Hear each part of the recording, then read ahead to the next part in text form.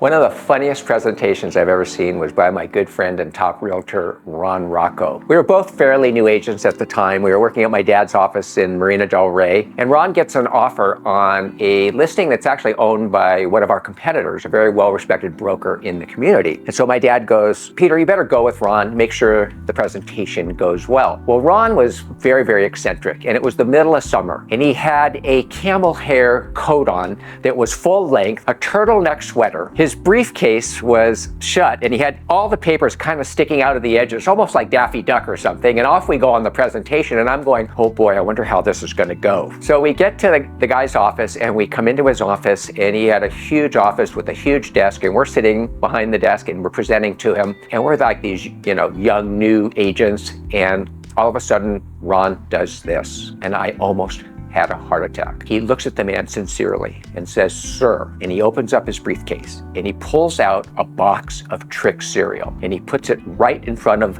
him on the desk, and he says, "Sir, I'm eating this 3 times a day. I really need this deal."